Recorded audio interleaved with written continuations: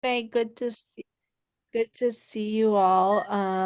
My name's Carolyn, she, her. I'm the director at Homes for All Massachusetts. We're a statewide coalition of tenant organizing and housing justice groups. We have groups in Boston like City Life, Vida Urbana, and New England Community Project, and across the state, in Springfield and Lynn. And we're trying to build in Worcester, in the Merrimack Valley, Brockton, right? Because we know housing is a number one issue across the state for working class people, communities of color. Um, and we've been leading on the rent control or rent stabilization campaign, which is a broader coalition of groups. And yeah, I also live in Dorchester. I'm glad to be here because we know our neighborhoods need it. So I'm going to share about the campaign statewide. And then Trevor, who's here, I know, and maybe has been joining these, has been helping coordinate some Roxbury groups, and I know it's going on with Dorchester groups. So yeah, we can also add in anything that's helpful around the organizing on the ground. But yeah, let me start. I'm going to just present kind of a lay of the land, and then would love to just have a discussion and answer questions. Um, all right. Let's see. Okay, so the first thing I just want to say, and y'all know this from your work at DSNI, is that we're talking about a housing crisis overall, right? A housing and displacement crisis. Like, there is not one solution that is going to solve um the dire situation our communities are in where our shelter system is not working, and families facing homelessness have fewer and fewer resources, as well as individuals. We don't have enough affordable housing across the state. Exclusionary zoning laws in suburbs make it easy for people to oppose new housing.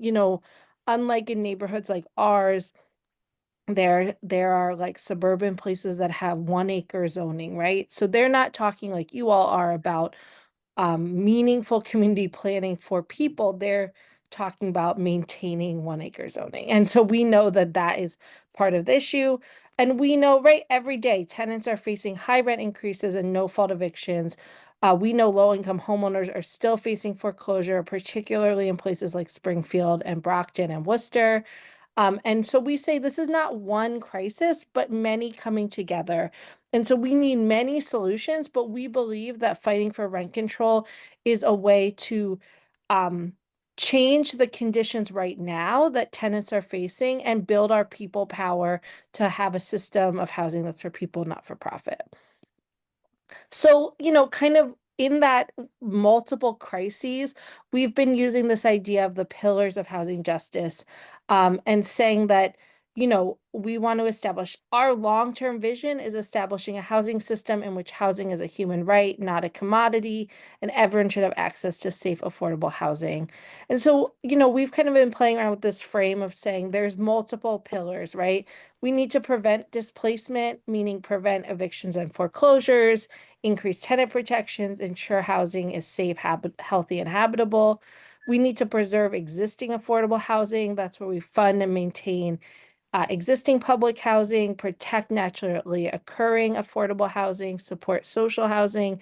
I think that's where a lot of the work y'all have done around Tenant Opportunity to Purchase Act, the land trust work, the deed restriction work, right? That kind of sits in there. We need new affordable housing, and more vouchers. And we know that our struggle for affordable housing and homeownership is connected to the struggle that unhoused people are facing and the barriers families and individuals are facing. So, we say, so, right, we can see many parts of our work in different ones of these pillars. And again, like rent control is just one piece of this puzzle that we're working on. So yeah, these are just some examples of policies that fit in the pillars. So rent control is in the prevent displacement pillar, as well as foreclosure prevention, right? Getting rid of other fees tenants have to pay. We know TOPA, the land trust work, as I said, is in the preserving column. Creating more affordable housing. There's proposals like the transfer fee to do a small tax to increase affordable housing.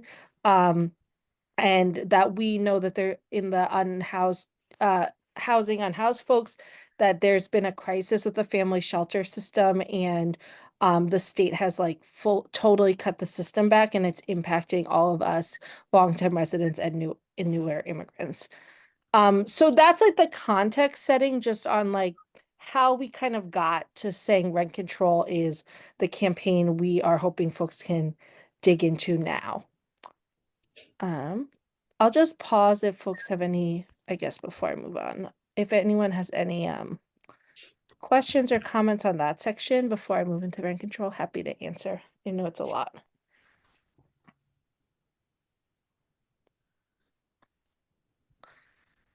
Okay, so rent control, has been a campaign that many of us have been working on for a long time. And some of you probably know better than me, the experience of rent control in Boston.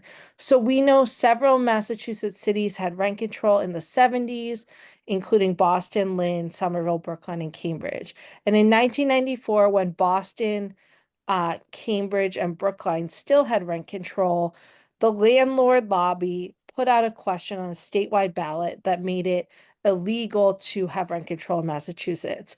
The measure passed only 51 to 49, and it mostly it passed because of these suburban communities with very few renters. In Boston, in Cambridge, rent control, people voted to maintain it, right? But it was a statewide ballot question.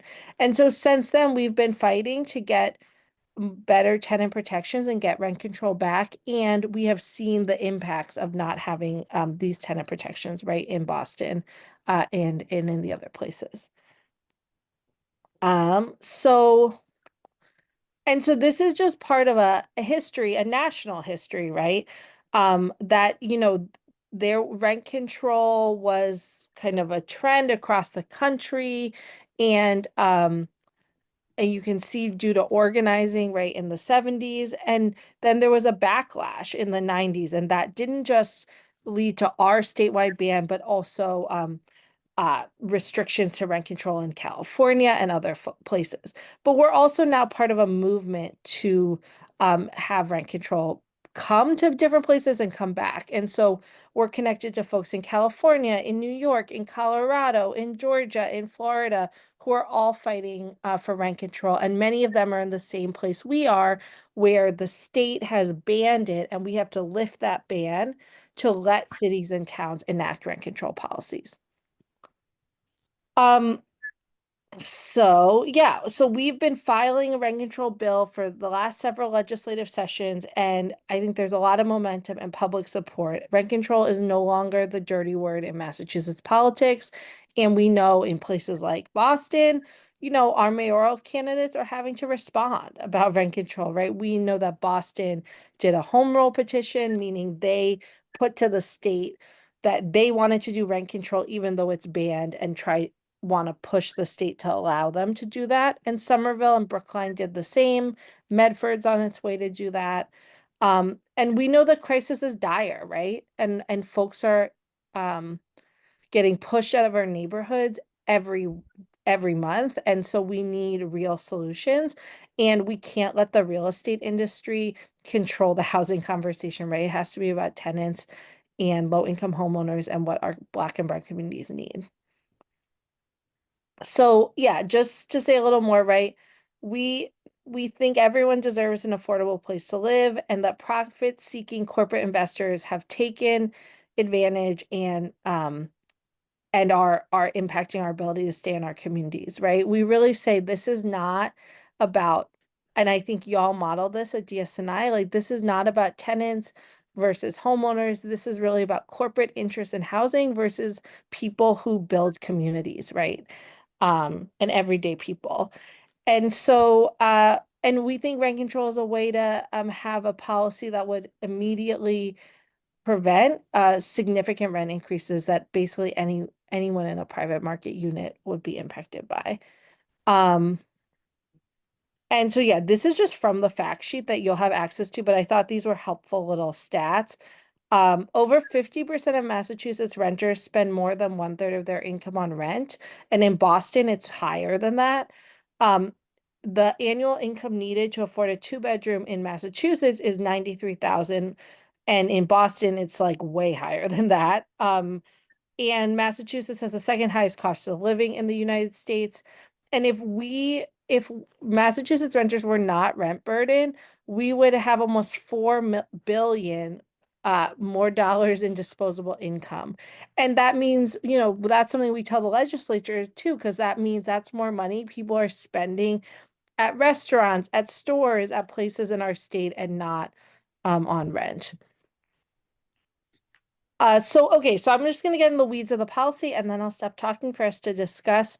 So we have written a rent control policy that we feel like is reasonable and response to the current conditions. This slide shows nationally, or shows kind of the people we worked with at national organizations that helped us think about it, that there's lots of choices you make when coming up with a rent control policy.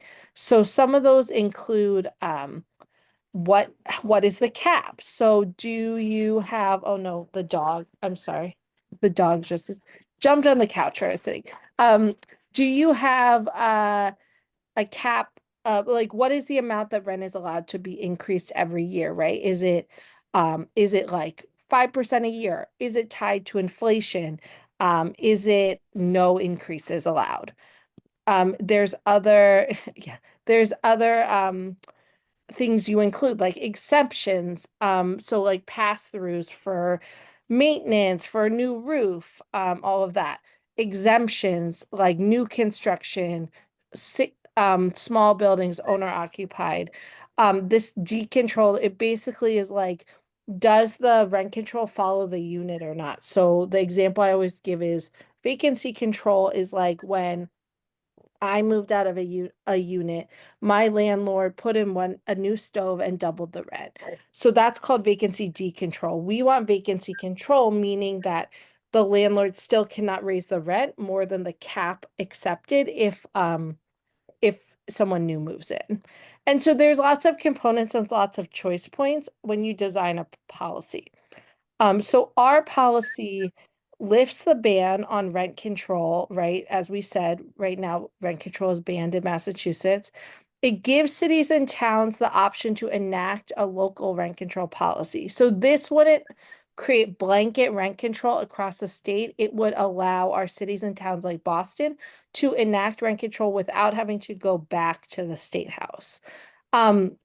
We are proposing limiting rent increases to the rate of inflation or 5% as the top cap, and banning no fault eviction. So meaning landlords have to have a just cause, a reason to evict. We have exemptions for owner occupied buildings with 4 or fewer units, because like I said, we think this is not about small landlords versus renters. This is about corporate interests in housing. And we exempt new construction for 5 years. Because it's a way to kind of make sure that politically we can navigate the process. And ours requires vacancy control, which is what I said, meaning there's no reset for new tenants. So if I move out and Renee moves in, they would still only be able to raise the rent the amount of the cap, whether it's 5% or rate of inflation. So that is kind of the bones of the policy we're proposing. And yeah, I think this is basically the last one. We think that this would protect people from drastic rent increases, but we know it's not the only solution, as I said at the beginning, and we still need to do more to create more affordable and equitable housing, to expand models like the land trust in the triangle, and imagine a different housing system. But if our folks cannot even pay their rent, we can't be building the power we need to do that. And we want to make sure the real estate industry and profit-seeking investors have less power in our politics and our system, and give families the financial security and stability they need to put down roots. And so the last thing I'll just say is that right now the legislative cycle just started. So we refiled our bill, and this is just like kind of what the process looks like for any bill. We then have co-sponsors sign on, other legislators. Eventually there'll be a hearing of the Housing Committee, and then it goes to Ways and Means, which is a budget committee, and then goes to the floor. Now, if some of you might be following, Massachusetts has the least productive full-time legislature in the country. And there's a lot of issues with our legislature where the leadership, a very few number of people in leadership control the process totally. So there's a lot of dynamics at play, but we are currently in this first section on the left, and we want to show how many groups, how many communities need and want this, want rent control, and to make sure we have as wide of campaign as possible to get as many legislators signed on to co-sponsor our bill and to have a strong showing both at the state house but also in our communities. And so yeah, I can put we have like a fact sheet. Fact sheet and that I'll put in the chat. And we have a tool to email your legislators. Obviously, as we talk about how DSNI wants to move forward, we can make sure folks have the right stuff. And we really want in every corner of our city and state to be talking to folks about rent control, that this is something we can win if we work together. And it's going to take a lot of people power for us to win against the real estate industry, but we can do that if we all work together and show that how much this is needed across the state, and whether we're homeowners, small landlords, or tenants, that we are building together for a different housing system that make sure corporate interests do not have the say over our people and our neighborhoods. So yeah, I'll stop sharing and I can put some of the links in the chat. But yeah, happy to answer questions, can go back to any slides. And also, yeah, Trevor has been doing these too. So if you have anything to add, feel free. Thank you, Carol. Welcome, Marcos, Angel, Maria, Julia, and Bruce. Please, if anyone has question or comment, feel free.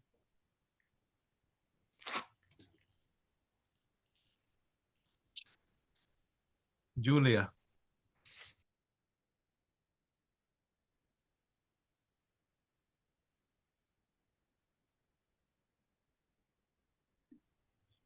Can you hear me? Yeah. Okay. No, I'm still a little bit confused. Do we want rent control? Is that why we're having a meeting, or what do we want?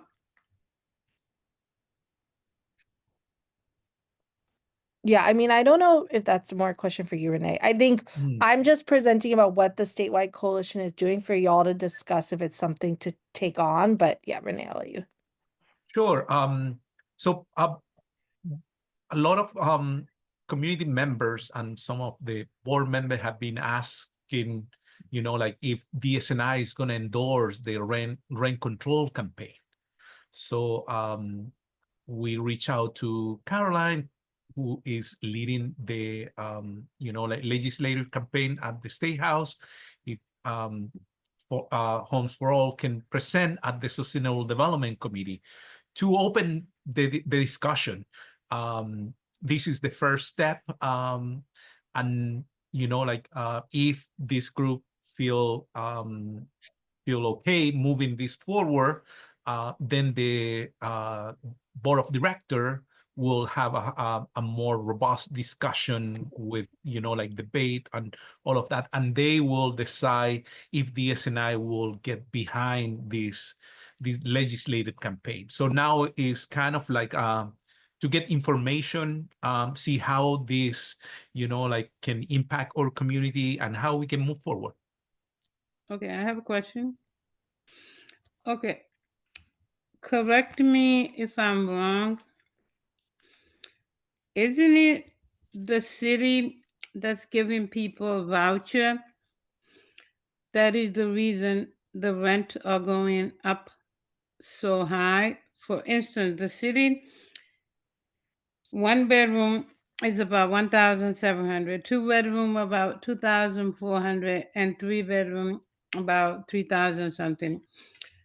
I know a lot of people that gets voucher and they pay it depends on their paycheck, but they pay for rent like 200 or 300. But for me, I feel like the rent went up because the city is giving people voucher. Now, correct me if I'm wrong. So I think that the rent is just too high, right? I think that um um developers and landlords in Boston think they can just charge like those rates like you said. And so I do think for like Section 8 they readjusted the amount your voucher will cover, but that was because people couldn't find units. People couldn't find apartments at the lower that their voucher would cover, and they were getting discriminated against because the rents are so high, like you said, Julia. So I think vouchers are not the issue. They're a tool, but there aren't enough vouchers. And so that's why we need to do something to just stop the rents from being so high, and limit how much they can go up. And that would hopefully help people both with vouchers and without vouchers, um, not be competing for these units that just are too expensive, whether even if you have a voucher and certainly if you don't, right? Because we know people who don't have vouchers, they're like tripling up in units, because I mean, who can afford one of these units without a voucher? So I think there's a lot of issues with Section 8 and city vouchers and all that for sure. But we see this as like a way to kind of manage the housing market that's creating all these issues for folks, whether they have vouchers or not. Um, Good evening. This is Angel. I wonder if you could give me a little more clarification for multifamily that are 4 and less units. Yeah. So our bill exempts owner occupied buildings with 4 or fewer units. So if you live in your triple decker, you would not you would be exempted from the rent control policy. So we're really trying to target big landlords and big buildings because we know that like everyday people who have a two family, a three family, that they're usually not the ones like jacking the rent up because they know like having good people who care about our neighborhoods is important, and they're not just trying to make the most profit. So those people would not have to be covered under rent control. I would say on the flip side, we sometimes hear I had a small landlord and I still got double rent increase. So we know there's some, it's not perfect, but we think it's really about building a community of tenants, homeowners, and small landlords around the issue. So owner occupied under 4 units would be exempt from the rent control policy as we have it. Okay, thanks. And Um, then, yeah, maybe I'll hear from maybe Bruce, you've had your hand up, and yeah, then Tracy. Bruce and then Tracy. My question is, have you talked to either the announced mayoral candidates, the incumbent or Kraft? Will there be an opportunity, perhaps to brief them and also have a forum of some sort with them to get their reaction? Thank you. Yeah, I think that's a great question. I mean, I don't know if folks heard, but Kraft basically suggested a tax break for landlords and called it rent control. And the mayor, she has proposed a version of rent control that we think is not good enough, is not meaningful enough. So I'll just say we need to push everyone in the city level to be fighting for a meaningful rent control policy. I think, Trevor and other folks in Boston, we've been thinking about doing a forum with the state delegation for Boston, so the reps and senators. But I think if there's it makes sense to also be pushing with the mayoral candidates and the council candidates. So there's no set plan, but I think it's an important part of the conversation for sure because part of doing this at the state level is to make it possible for us to enact a meaningful rent control policy here in Boston, and we need political leverage to do that. I think it'd be also good to involve the city council. Yeah. I really like the idea of the state reps and senators because sometimes I think they're a little bit out of touch, some of them, with what's going on and have it perhaps in one of the neighborhoods. I live in Dorchester too, in Roxbury or around DSNI, which has really been impacted by what's going on. So they can actually see what this is really about in terms of people. So, but good. It sounds like interesting. I'm going to be thinking about this. So, sounds like you're making some progress at the State House. That's tough because they're not particularly transparent about anything. So that's good. Thank you. And I got Trevor's information here. I guess I can get hold of that. So we'll go from there. Okay, thank you. Crazy. Hi, I just kind of wanted to touch base on what she was explaining about private landlords, some of them not raising the rent, and as well they are raising the rent extremely high. And also they want to keep a mindful mind that there is a book that's at City Hall. I don't know if it's been updated or not, but it tells you what your rights are as a landlord and your rights as a tenant. And the landlord, a lot of these private landlords are just increasing the rent less than a year. It could be 3 months, 6 months. And so how do we incorporate that so that it's not that they have to keep it at a yearly or at a percentage or what have you? It's supposed to you just get into the apartment or a private landlord move into their unit and you come to find out within 6 months they want to increase the rent. For sure. And that's exactly what this policy would do. So it would say you can only increase the rent per year to a cap based on inflation, no more than 5%. So landlords could not do what you're saying. And this also would make sure we ban no fault eviction. So people would have to have a reason to evict their tenants. They couldn't just evict them to try to get them out because we know those things are connected. Because if we put a cap on rents, but we don't ban no fault evictions, then people just kick out tenants instead of raising their rent. And if we just ban no fault evictions, but we don't put a cap on rent, then landlords will just jack up the rent. So then you can't pay and then they'll evict you. So why those two things we think have to go together to have a meaningful policy. And yeah, totally. We hear that all the time. Landlords are just continuing to raise the rent. And the other thing is, even when you live in management, and management, you find that if you have a Section 8 voucher, they want to do an increase, and if you do not accept the increase or whatever, then they go against you. They can ask you to leave, ask you to move out. And I said I don't feel like that's fair. Yeah, agreed. So just really taking that, like how can that be society that this bill supports that as well, because that has happened across the sector multiple times, and it has happened to me several times, and it puts a fear because it's hard to find an apartment because they want first month, last month security, and then they want to do a credit check on you, and maybe you always pay your rent, but maybe not be able to pay you might got a credit card, you might got a little bad credit, a student loan or whatever, and that gets, even though what I was informed is that the credit report is only supposed to reflect to see if you're consistently paying your rent on a timely fashion, not anything else, but they hold everything against you when they pull that report.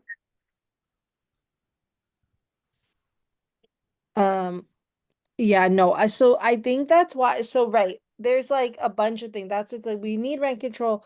Also, there's like bills to ban junk fees, meaning like brokers fees, some of those that, like you said, like it's so hard to move.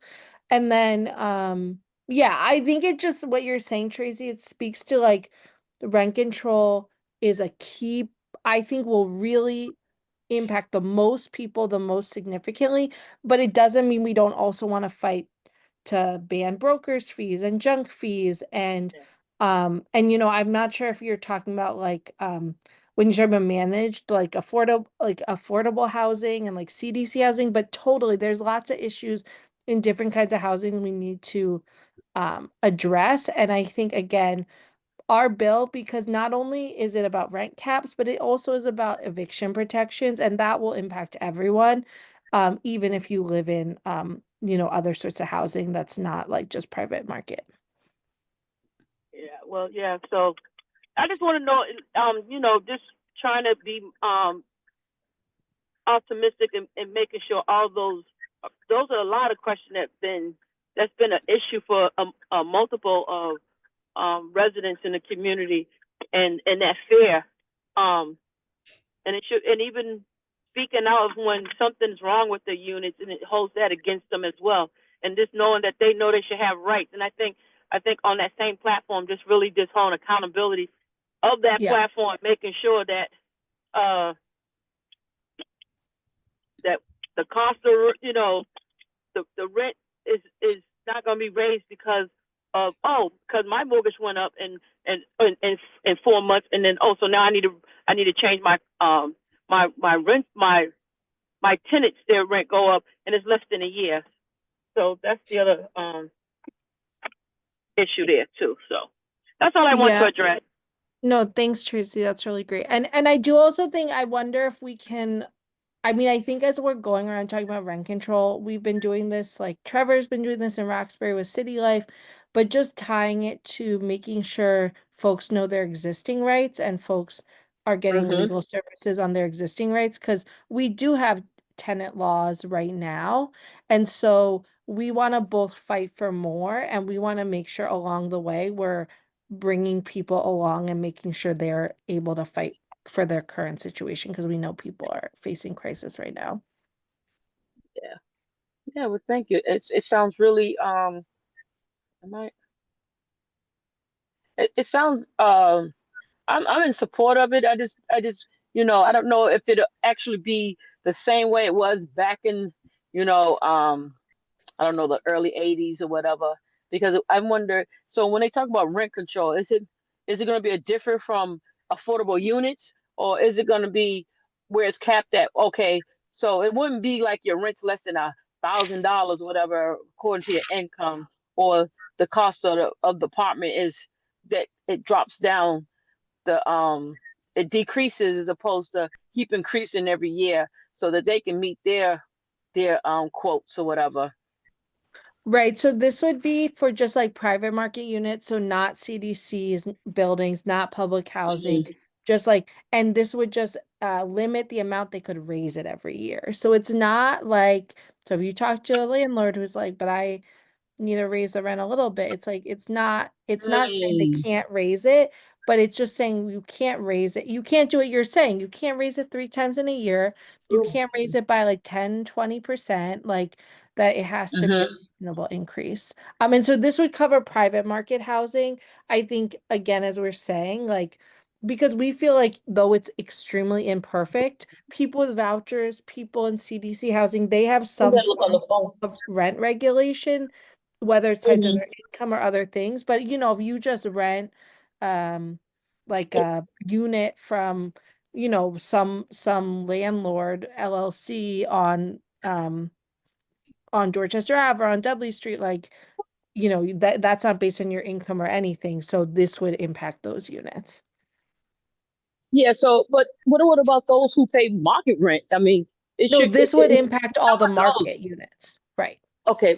So even though with some of the developments have Right, market, exactly, market rent and stuff, exactly. All those with new a big, like, tax credit attached to it. exactly. Not, well, right, not the tax credit, but like all the ones that aren't technically affordable. I know they're not affordable, but so like, those ones at South Bay, like all the market rate units in those buildings in South Bay, or wherever else, those would all be covered after 5 years. So there's a new construction exemption for 5 years. Okay then.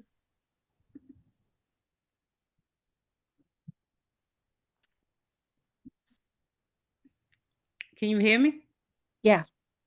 Can you repeat about market rent with the new developer and then South Bay? I did not. I was just trying to think of a market rate development near you guys, but basically like if there's like a new private market development, so not an affordable development, so not like something Dorchester Bay develops or who else? Codman Square NDC develops. Not if it's not like affordable, if it's just like a regular private market luxury development, those would be covered by rent control after 5 years. So they get a 5-year exemption. So like Dot Block, if you guys have seen on Dot Ave, that one is just like market housing. That's just like luxury, like crazy rent housing. That after 5 years, they would have to have rent control. To be honest with you, we'd rather What? them have to have rent control from the jump, but it's a political thing that these developers are saying, we can't build, we can't afford this, and so we want to give some concession so we can win, and we think 5 years is reasonable. So after 5 years, then rent control would kick in. So they don't get rent control from 1 year to 5 years because they're new development. Yeah, Okay, exactly. what about like okay, I own my house. My last year my taxes went up 4,000. This year another 4,000. So my taxes double.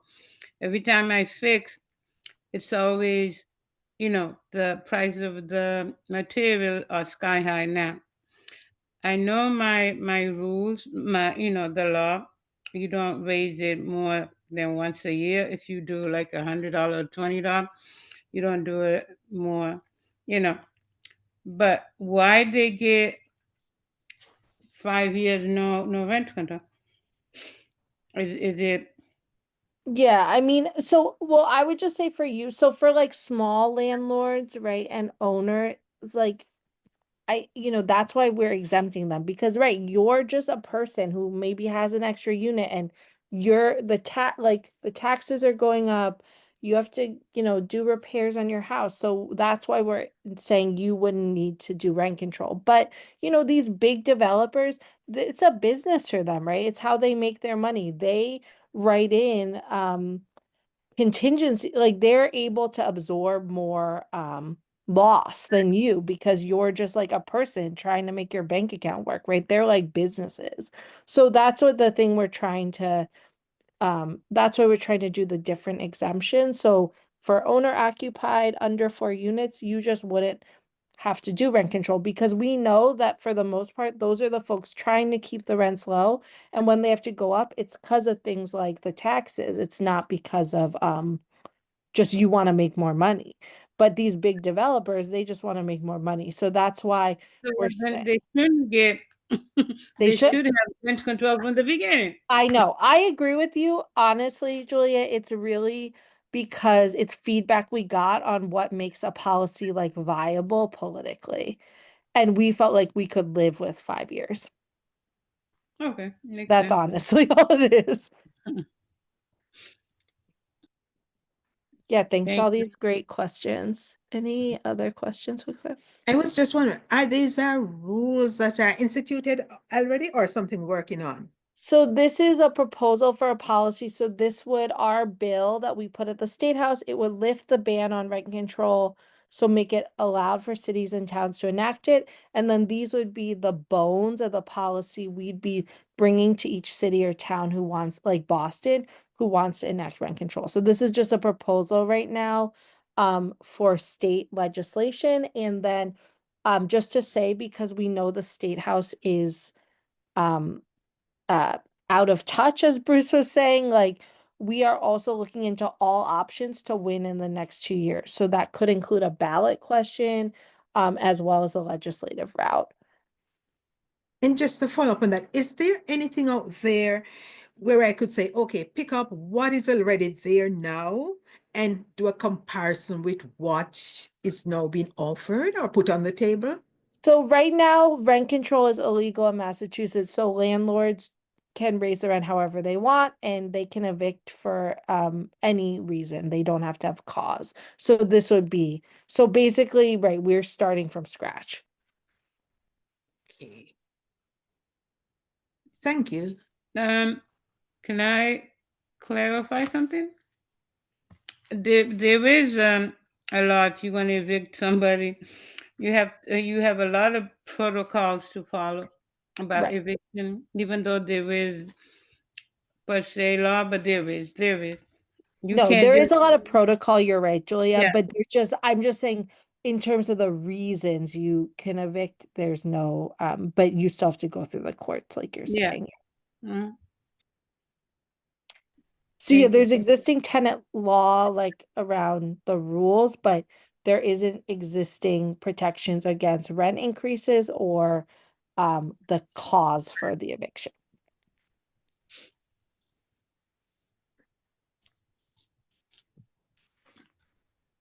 Any other question? Marcos, Maria?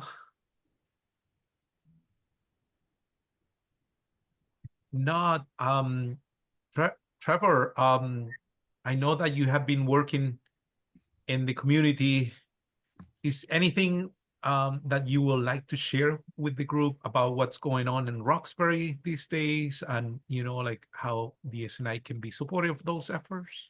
Yeah, thanks, Renee, and thanks again, Carolyn, for the time-honored presentation. It gets better every time. So, again, I'm Trevor LaFosse. I'm a community organizer with Urban Edge. We're part of a collective called the Roxbury coalition called the Roxbury Collective for Affordable Housing. So we came kind of emerge in 2023 to really look at the impacts of housing on public health, and basically heard from the community. Overwhelming the issue of increasing rents was just Carolyn went through the whole presentation, but just how impacting the community, causing displacement, especially for our vulnerable communities of color here in Roxbury.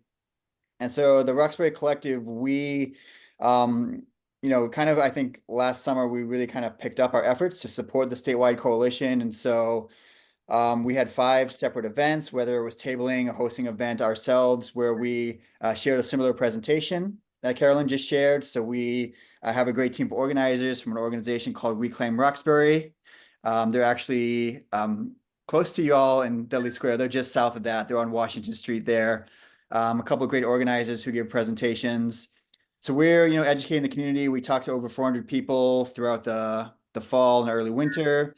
Over 200 of them took our survey. So again, we're learning, as Carolyn talked about, like people are very much rent burdened. That's been overwhelming response from folks. Of those that have experienced a no-fault eviction, I think about 40% of people either have experienced it or know someone who has. So this is like a really high number. So again, Carolyn mentioned why it's so important to have both the rent increase limit, but also clarifying the reasons for an eviction. So those are really critical pieces. And so we're engaging the community on those. We'll continue. We'll have events throughout this year. So I'll put my information in the chat. We're definitely going to continue doing work with CDCs because again, Carolyn mentioned, they're not impacted, but their friends across the street, they're in a regular apartment, right? They could be displaced, and right, that interrupts their relationship. That's someone who goes to their church, whose kid goes to their school. Even though they're not impacted by the legislation itself, it impacts their community. So we're doing our best to talk to CDCs, but also we have larger community events. So we had one at the Roxbury YMCA in the fall. We're hoping to bring one again late spring, early summer.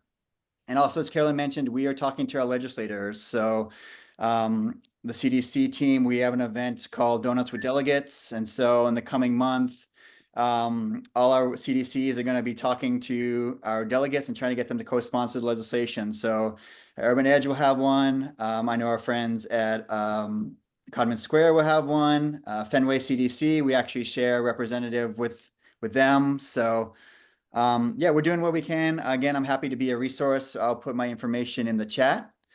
But yeah, I think if DSNI, Renee, if you folks have questions, we're happy to support. If there are folks within the community that are passionate, we love to connect with them. Because as Carolyn said, like in addition to talking to legislators, this may end up being a ballot initiative. So we're gonna need groups like DSNI to help us, talk to voters, to sign, ballot signatures. This could really be a big campaign over the next, 18 months. So yeah, I'll put my email in the chat. We're always looking for folks who are interested and invested. And again, I'm happy to serve as a resource. So I'll include my email as well. Thank you, Trevor. We have, I think, a tentative date for or donut with the delegates for March 24. We need to, like confirm that, but everyone in the community is invited to join. Last year, Marcos and others were there. I think Tracy, you were there too. Or maybe not. I can't remember exactly, but yeah, we're gonna meet with Senador Liz Miranda and or You can watch something on your TV. Chris Wara. So yeah, thank you, Trevor. Any other question?